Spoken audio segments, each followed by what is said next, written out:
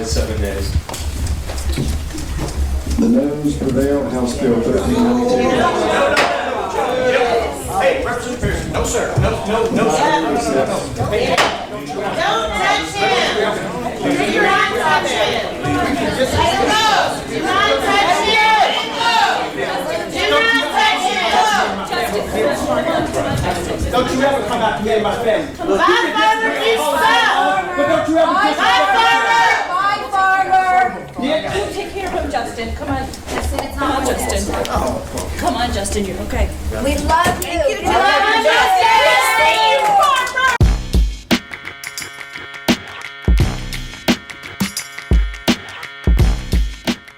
What's up, YouTube? Drill Sergeant here. And the fact is, your average, everyday, white supremacist legislator, the knuckle-dragging, mountain-dwelling idiots that they are, born into money so they think that they hit a home run, has no idea their own white supremacy is destroying them. They're gonna not just lose, they're going to lose in horrific and unsavory ways. And the reason why this is happening is because of fundamental misunderstanding of the civil rights laws, like the Voting Rights Act and the anti-segregation laws. A racist, knuckle-dragging, pedophile-worshipping, idiot Republican MAGA sycophant believes that the only thing they needed to do since those laws were made was to get rid of them and everything will be back to normal. The Neanderthal, the knuckle-dragging, white supremacist idiot fool born into money, thinking that he was thinking that he hit a home run, that guy believes, like this says, that the foundational role of civil rights and due process was to protect the individuals from the state. And that, YouTube, is where the fundamental misunderstanding of these rights, these laws, these things that we fought for that have been put in place, the fundamental misunderstanding of who they're there to protect is this. They're not there to protect us from the state. They're there to protect the state from us after we've had these rights and fought for these rights. Huh. You may not understand that. Let's look to history. Read this. Limiting access to rights is highly dangerous for the powerful. It breeds instability, erodes the rule of law, and ultimately removes nonviolent outlets for grievances by stripping away protections for the vulnerable. The powerful dismantle the very democratic framework that maintained their own long-term security and legitimacy, and both of those will be covered in this here video. Now let's start with security. All this, I know every member in this committee's been here this year working during committee, during session, voting on bills. Yes, sir. And I know you may have some things going on, but you have not. So I don't think it's fair for you to come in front of this committee and lecture us on hard work and convictions and hard work for our committee. So and I understand where you're at and what you're doing and why, but at the end of the day, we've been here working. We've been on the House floor voting on bills. We've taken the tough questions. We've taken the tough votes. Yeah. And we're doing so. So I don't think it's fair for you to come here and lecture this committee on hard work when we've been up here doing the hard work. Thank you, Chair Farmer, for your comments. They incense me. They make me very, very angry. Very angry. Not just because of the lack of regard, but the disrespect and the same denigrating tone that you used on the State House floor when the vote to expel me happened. It's disrespectful, it's unbecoming, and it's beneath the standard of a person who's supposed to represent in the Tennessee House of Representatives. It is a pathetic excuse for you to not answer the question of why we are doing nothing about the gun violence epidemic than to personally attack me. But let me explain to you what I have been doing, Representative, since you asked. My brother, Temperance Darnell Pearson, one of the loves of my life, passed away from gun suicide on December 1st of 2024. And since that happened, it shattered my family like gun violence has shattered so many families. Shattered my nephew's lives, my mother, my father, my other brothers who are remaining. I buried my brother. I planned for his entire funeral. My fiance made his obituary. I made sure that he was taken care of, even in death. That's what I've been doing. But also, not just that, I went to all of my nephew's schools. I met with their principals and their teachers to ensure that they are okay. I gave them and made sure that they had grief counseling and that they're seeing a psychiatrist. That's what I've been doing. And while you're talking about hard work, you need to realize that our job is not just in this state house with these marble floors. Our jobs are on the streets and in the communities that we serve. And so while you've been here passing bills that have been hurting transgender children, while you've been here passing bills that have been hurting the poor, hurting the marginalized, hurting the disenfranchised, while you've been here passing bills that have not ended poverty, while you've been here passing bills that have not helped people who need Medicaid expansion, while you've been here doing the hard work of making sure that our state is not the state that it can be, because you have decided. Representative Pearson. Reality of our situation is only to be. Representative Pearson. While you've been here doing that, I've been in my community. Representative Pearson. Meeting with young people, going to school, Representative Pearson. voters. That's what I've been doing. Hard work doesn't just happen. Witness legislation, it happens. Representative Pearson. And if you will, Chairman, just one more minute, because Chairman Gormer seems to think that he somehow Representative Pearson. seems to understand my life better than I do. You need to understand that hard work isn't just sitting there and shutting up and passing a bill. It's doing the hard work of justice and love and mercy. Okay. And it's taking your All right. and your pain and your heartache, and it's standing in front of people who you know may not like you, standing in front of people who you know will disrespect you, people who you know will talk down to you, and saying in the honor of people like my brother, in the honor of people who have died from gun violence, in the honor of people who have died from suicide, we need to pass better laws, Representative Pearson. and fight for a state where everybody is able to live more freely from the pain of gun violence that me and my family are experiencing. That's what you need to think about, Chairman Paul. Come on. And if you can't think that, learn to shut up. All right. All right, ladies and gentlemen. Learn to shut up. Ladies and gentlemen. House Bill 1392. Hey, Representative Pearson, no, sir. No, no, no, sir. No, no, no, no, no. Don't touch him. Do not touch him. Do not touch him. Do not touch him. Well, now, Mr. White Supremacist, knuckle-dragging, mountain-dwelling lawmaker of Tennessee, it's not so safe anymore now, is it? Huh? That got a little spicier than you thought it was going to get when you started talking. Didn't it? Ouch. It wasn't just the powerful words. This is a young man that normally would have just done what he needed to do in Congress. He's now going to be in an emotional state that is uncontrollable. This man, this grown man, an intelligent man, is now going to point at you in your face and walk up to you because those laws, the civil rights that we had, were not to protect him from the state. They're to protect you, you smug fucking white guy sitting in a seat while stripping the rights away from black people and looking at them in their eye with contempt as if you deserve it somehow because your grandpappy told you so. Yeah, what you didn't understand was you were protected with those laws. The only reason why you have security, Alabama, Louisiana, Texas, which you're now finding out. The only reason why you have security, Texas, is because there is a democratic framework in which people have signed the social contract that keeps it that way. But what we're seeing, YouTube, what we're seeing is not sporadic and independent black legislators coming out, pointing at people in their face, dealing with trauma that they've had to deal with in their own lives because of laws passed for the past 50 years. We're dealing with a rising up, an uprising, if you will. Watch this. Shame. You need to have shame. History will not remember you for what you have done. It is a shame. It is horrific for what you have. Jesus, get off of him. It is horrific for what you have done. Sir, you should all be ashamed. America will rise up against you.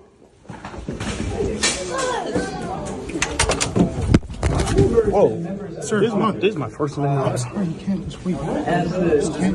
the chair has exhibited throughout this hearing, the purpose of today is to hear your testimony. When individuals fail to maintain order or decorum, it's disrespectful to the other individuals that are here.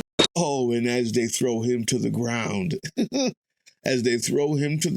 more people become activated. That's the purpose of the protest. The idea was you have a choice. You can either obey the social construct You can either have the democratic process by which grievances can be dealt with, or violence is next.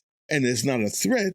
It's a historical fact. Let's go back. It says here that when the powerful use force to bypass rights, they set a precedent that power, not the law, dictates outcomes. You see, this creates a volatile environment where anyone, including the powerful, can easily become the next target of unchecked force. Ding! That same guy who pointed in your face, and the other guy in Texas who got thrown out 6 months before that would have been regular congressmen sitting in their seat talking about and debating law, debating statutes, and trying to come up with compromise.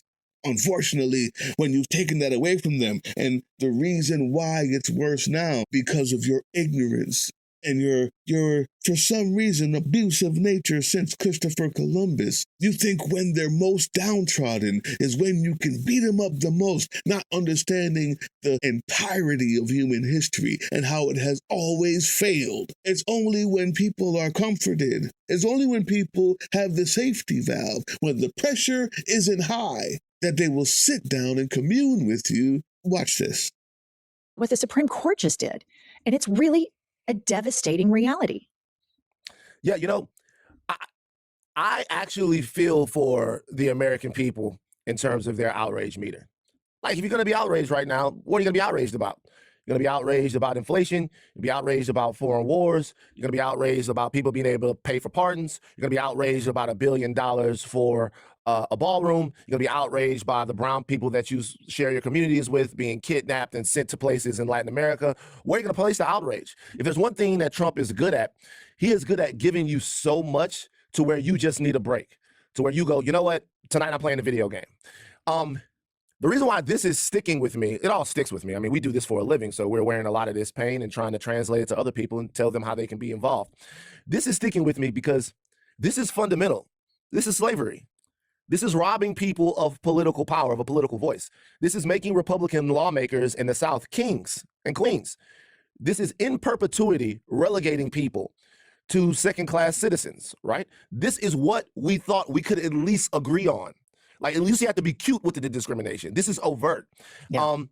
And so the outrage to me is probably going to come when people see the reaction from Black America to having their rights snatched. And just like we stopped society before, just like Martin Luther King Jr., the Santa Claus figure that America has made him into, said, hey, we're going to stop traffic. We're going to stop commerce. We're going to stop the way things function. We're going to do it again.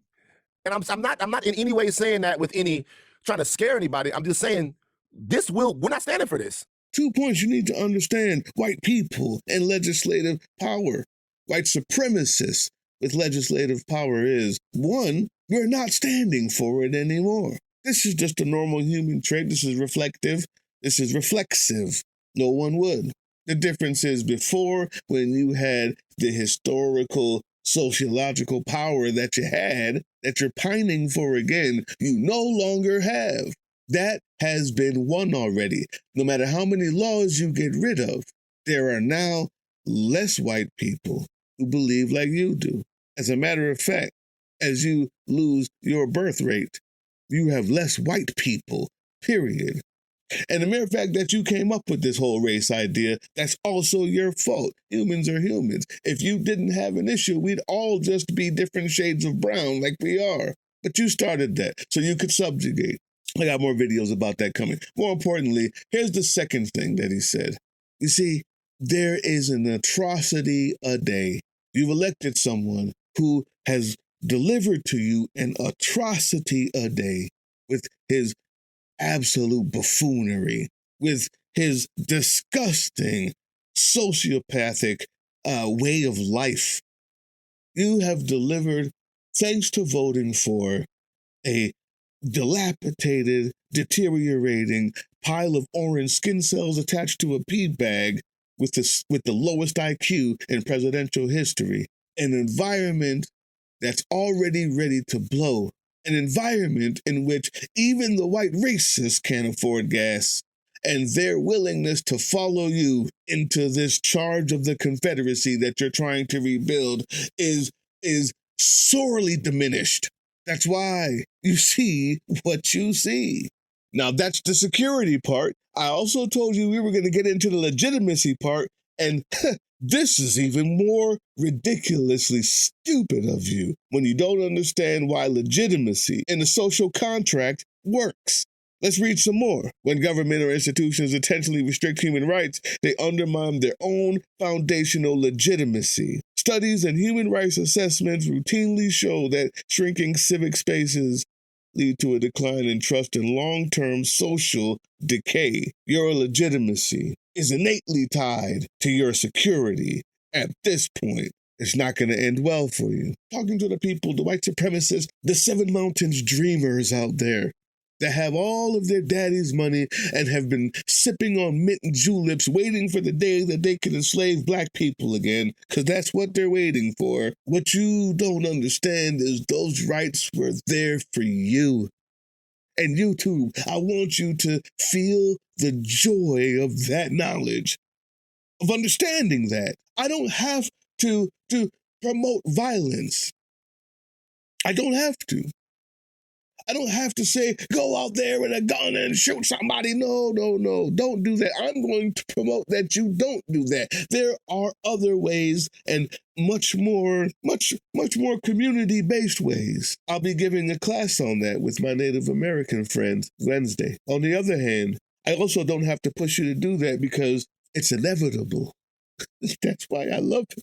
It's inevitable, like burning warehouses when capitalism has run awry. It's inevitable, like Luigi, when healthcare has failed so many. Welcome to the special hierarchy that you've built. White Republican, knuckle-dragging, infantile, foolish, low IQ bastards. It seems like I'm diabolically laughing, but YouTube, if you're not that person in power, you too should be smiling and laughing. We need to be organizing and marching and fighting. And if you're strong enough and smart enough and quiet enough, maybe you too can ask to join Spec Ops, where we help in different ways. Or you could be giving money to special operations so that we can do things that others won't. But the more important point about this is we now know that whatever you put into law doesn't mean anything. And your attempts to control the human nature of people who were already stronger than you, that's why you brought us here as slaves, who were already smarter than you, that's why we built the pyramids, and that were already cleaner than you, that's why everywhere you go, you die of disease. You are failing to learn the lesson. White supremacists, rather than join in with the rest of the human race, you have now sprinkled this disease of white supremacy all over the world. And as they see the monster that has become, the white people who will become non-acting white people, which is the best phrase I've heard all year. Whatever you want to call yourself, I know you're out there. Most of you watch this channel. And you don't have any problem with what I'm saying because you too understand the difference between a white supremacist and the fake idea of race in the first place and a person who wishes to perpetuate it for their own comfort and how stupid they have been in neglecting the social contract. The black people out here, we're not having it. But the mere fact that we have alliances that now also will way outnumber what they were in the 60s like this. My name is Lindsay Garcia. You may not know me today, but I hope by the time that I'm finished, you will remember how much of a problem I can become for each and every one of you. You have ignored the voices of lawyers, judges, advocates like myself and Mr. Duncan himself, and I've watched you ignore the will of tens of thousands of voters in New Orleans. People far more patient than me, people with far more measurement than myself, and I need you to understand this. If I am the one standing here now, it is because every other reasonable voice has already been dismissed. We saw a man who was wrongfully convicted, who lost nearly 30 years of his life, who used the law, your law, to prove his innocence. And instead of respecting that outcome, you are enabling someone to try to eliminate the very office he was elected to hold. Do not mistake what this looks like, because it does not look like efficiency. It looks like the retaliation that it is. And I'm going to shift, because part of this message isn't even for any of you here. It's for the people in Louisiana who are going to be watching this message. Do not be discouraged. Do not lose hope. Do not allow them to convince yourself that your voice does not matter, because the very existence of this legislation here before you proved that it does, because you spoke, and now they are trying to silence you. So I need you to fight like everything that you love is on the line, and fight like the tree of liberty is on fire, because I guarantee you it very much is. To this committee and to every member of the legislature, hear me clearly. I came to remind you all that every single seat in this body is up for re-election, and to understand it clearly, you're not just voting on the bill, you're defining yourself for history and posterity, and the world will be watching. I will come back with the same righteous indignation that has always risen when power like this forgets who it serves, and I will use every avenue at my disposal to flip all of your seats like Jesus flipped the tables at the temple, and that is a promise, not a threat. Oh, it's going to be bad. I don't have to tell anyone to do what will be inevitable. When you take away the legal recourse, violence becomes the recourse. Force becomes the only option. And you have left people who would have been decent and normalizing your way of life, normalizing your democracy, your only construct of power that you had. That was you were being saved by these rights and these laws that kept up your power as you watched them die away because of your greed and stupidness. Tennessee, Louisiana, Texas, Alabama, Mississippi, South Carolina, Florida, now Georgia, white Republican, GOP, MAGA sycophants, you who stay on your knees for an orange predator. What you've unleashed, it'll be fun to watch. It'll be devastating in its consequence and its violence. And on the other hand, it'll be allied and buttressed by what we've all learned in the civil rights movement and what we've gained since then with other people who aren't diabolically racist. This will only end in failure. Buoy yourself with that, YouTube. I will see you guys for June 28th through July 4th in DC. Start planning now. Start planning now, because it's going to be awesome. It's going to be Robbie Road Steamer. It's going to be there. It's going to be fun. It's going to be games, but it's also going to be direct action, and it's also going to be direct action training and learning. It's also going to be help for veterans. We're going to do this by any means necessary. And now that the white hot flame of righteousness is burning hotter and hotter in the hearts of black folks everywhere and white allies everywhere, you better be fucking glad we don't have real torches when we come through. As a matter of fact, I can't guarantee you that all of us won't. That's not a threat. That's a historical prediction. Good job, guys. Good job. The time to fight is now. Hey, yeah, you. Before you click away to watch someone unbox a tactical toothbrush, let's talk about something real. Political Drain isn't just another content mill. We're a digital front in a very real war. Not with bullets, but with ideas, with action, and with solidarity. We pair urgent news with critical education. And we build community around actual resistance, not the hashtag kind. The kind that moves. But here's the thing. None of this is free. It isn't. Behind every video is time, labor, research, and some weird guy asking if we're going to pay the hosting bill. And yeah, some of that money goes to things we can't necessarily say out loud. If you know, you know. Let's just say Our special ops aren't Call of Duty LARPers. They're people making real moves to protect, uplift, and organize. You're not just funding a channel. You're funding a resistance network in a world where capital still calls the shots. Unfortunately, in a system built on artificial scarcity, even mutual aid has a price tag. And if we want to grow, if we want to win, we need your help. We need your help. So if you've got even a few bucks to spare, toss it our way. It's not for ads, it's not for merch drops, but for people making moves in the shadows so others can do it in the light. It's just us and you. So fund the mission, fund the fight, fund the future, because nobody's coming to save us. We save each other. That's how this works.